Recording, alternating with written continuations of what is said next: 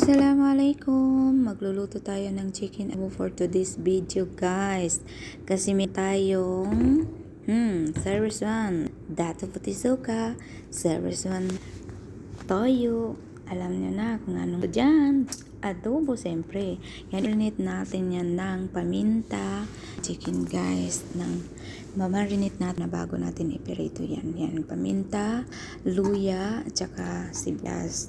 Yan po ang at lagyan natin ng toyo din. Ilagyan natin yung favorite natin adobong panghalo. At itong dato puti, siyempre. Ayin pa natin yan ng konting asukal, kalamansi para masarap pa rin.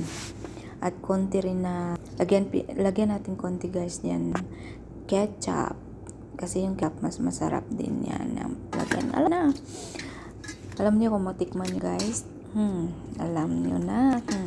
I-make-us lang natin, guys. Yung imamarinate natin na 25 to 30 minutes, guys. Imamarinate natin. At tusok-tusok natin para manunod. Ang sarap niya sa looban yan. Magpirito naman tayo ng patatas. Kasi iyon natin mamaya.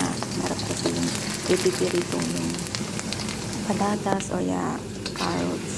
Sarap na yun. Pipirito na. At pagkatapos natin ito yan, guys, ay pipirito natin yung chicken na inat natin. Kasi mas masarap din, guys, yung pinipirito natin yun. Hindi na as in pirito yung papirahin lang konti.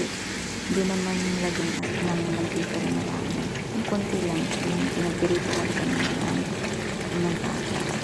At pagkatapos yung ipirito yan, guys, yung chicken natin ay pipirito naman natin. Ilagay na natin yung mga alamas na marinate ang natin kasi yun din ang gawin natin sa pagkisa natin kasi mas masarap din talaga. Alam nyo kung matikman nyo, guys, yan po, masarap. Hindi ko alam kung ano masabi mo.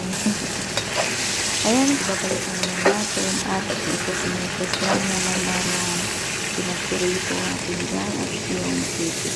At itimpla na rin yan, guys, ng konting tubig.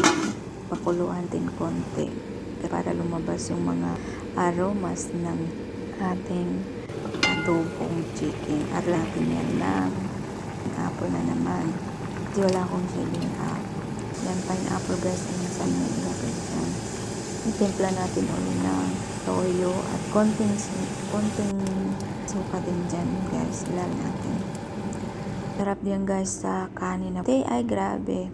Tira ang diet natin. Ayan na po ang finished fry natin. Kain na na. Tara. Thank you po. At po palagi.